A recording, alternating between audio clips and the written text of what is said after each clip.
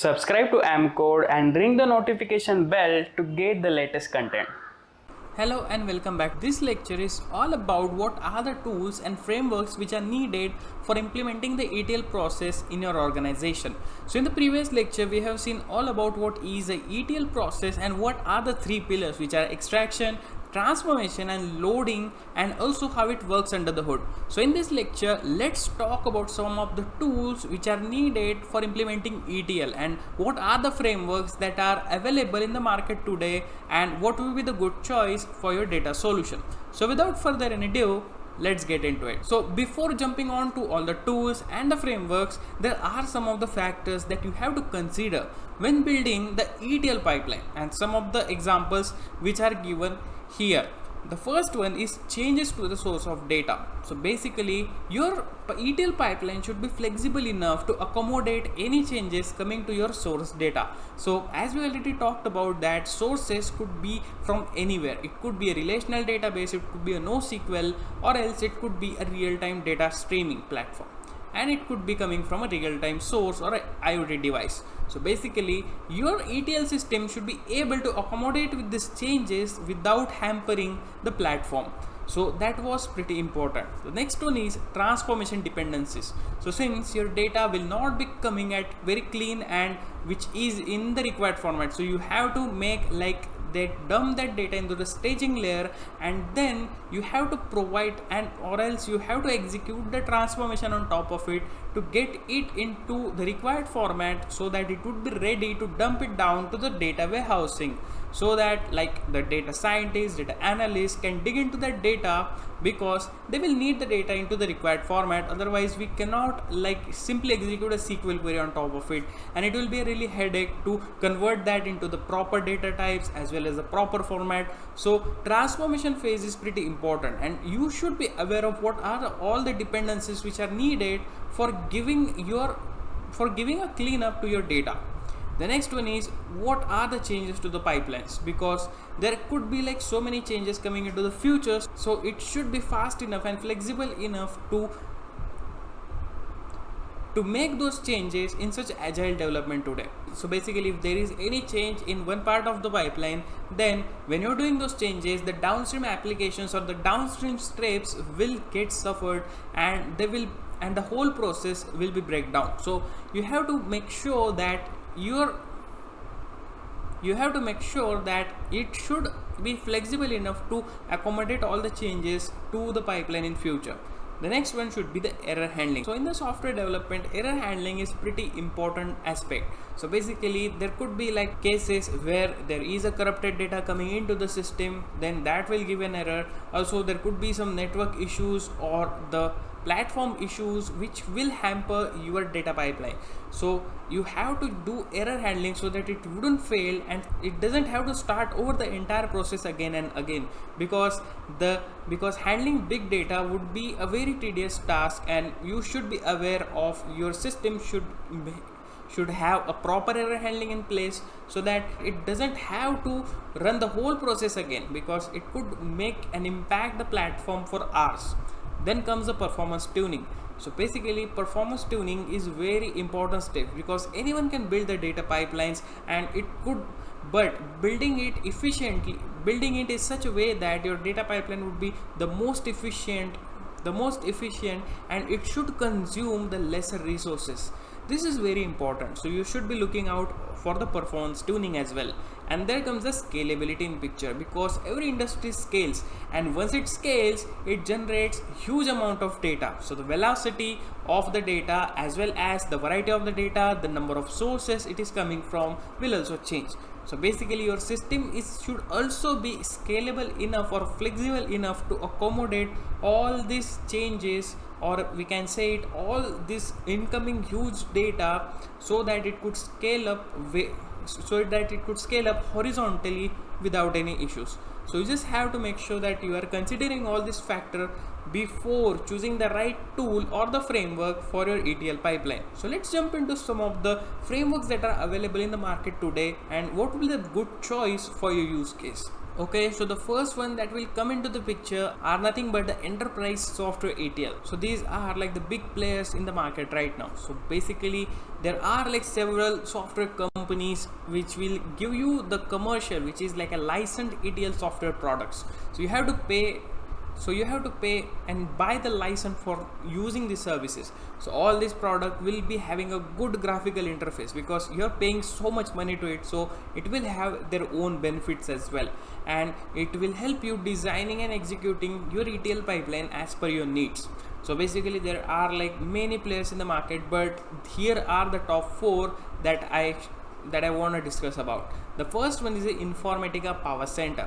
So it is a Informatica product, and it's also a very mature product. It has been up for years in the data community and very popular, and many major organizations which are data driven are already using Informatica Power Center in their data ecosystem, because it will provide you a rich set of libraries and also gives you the capability to work with the structured data, but in some cases it could handle semi-structured data as well, like the JSON format. But it is not that mature to handle the semi-structured data. So if you are only going to use or process the structured data where the data is stored as a table, or we can say it as row and columnar fashion, so in that case Informatica Power Center will be the good choice for you. Then comes the IBM InfoSphere Data Stage, which is a pretty expensive software. So basically this is also very mature ETL pipeline, but it is also a very mature ETL product, and it is used mainly on the mainframe computers. So that's why it is so popular, but the main con is like it is very complex to license. So that's why it is also a good choice, but there are so many other tools that are available today which are very easy to license than the IBM InfoSphere Data Stage.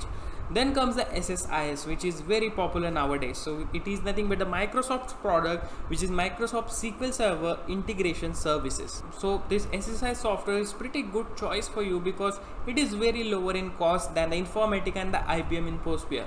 So that's why, and it's also very easy to use. So that's why it's a popular choice. Then comes the SAP Data Services. So it is mainly focused on the SAP application to move the data around. So this SAP Data Services is only used by the native SAP product. So it is not used outside their ecosystem. So you can only use that if you are already using the SAP system in your organization. So these are nothing but the enterprise software ETL process. So the next one in our list is the open source ETL tools. So basically, as the name suggests, they are free to use and readily available, and their source code is also freely available, which will allow you to enhance it or extend their capabilities to even greater extents. So these tools vary significantly in terms of the quality it provides, the integration with the other tools and services, as well as the ease of use. Then very important, like the adoption and the availability of the support. So availability of the support will be the greater concern because it's an open source platform, and there will not be a community support every time, and there will not be a high priority community support for you, because as compared to the paid licenses that you have seen earlier.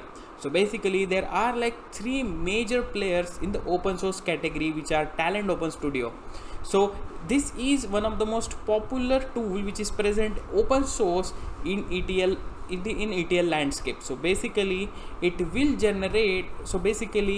Talend will generate a Java code and run it for executing our ETL processes, and instead of running the configurations through the ETL engine. So this will give you some of the performance improvement as well. Then we got the Panaho data integration, which is PDI. So it was earlier referred to as a kettle. So basically it will generate an XML file, which is then it will generate an XML file of all your tasks, and then it will then run it on the ETL engine. And then comes the Hadoop, which is a big player in the open source landscape, and it is like widely used in the data community. So we already talked about it. It will have like the MapReduce engine which processes the data, the huge amount of data very efficiently. And also Hadoop ecosystem comes with the variety of tools which can handle the structured data as well as the semi-structured data as well. And we have several tools like the HDFS, which is a distributed storage layer which is native to Hadoop, which gives you the capability to utilize it to store the big data and act as a data warehouse for your use cases. So there you go. These are like the open source ETL tools, but there is another way which is a more difficult one, but many organizations are also utilizing that, which is nothing but a custom ETL. So like many companies use the general purpose programming languages like the SQL, Python, Java, and this and for writing their own codes and build their own ETL tools. So basically this approach has a greater flexibility. You can easily configure it as per your use case, but it also requires more effort because you have to make everything from scratch. And this approach also requires a good understanding and a good grip on all the programming languages. So and also like users have to perform their own maintenance. You will be having like the own dedicated administrative team to handle and perform their maintenance, as well as build the own, as well as you have to build your own documentation, the test and the perform, and also test and perform the ongoing development. So as you already know that you can build anything in SQL, Python, Java, as well as Spark and Hadoop. Spark and Hadoop we already talked about, and many companies are utilizing Spark and Hadoop to process the data and build their own ETL pipelines. It is pretty simple and we have already seen it in the previous lectures. So these are nothing but some of the frameworks and tools that are required to implement ETL processes in your data or in your organization. So I'll see you in the next one, and let's get our hands dirty and do some hands-on exercises and build our own ETL pipeline. So I'll see you in the next one. So that's it for today. I'll see you in the next lecture.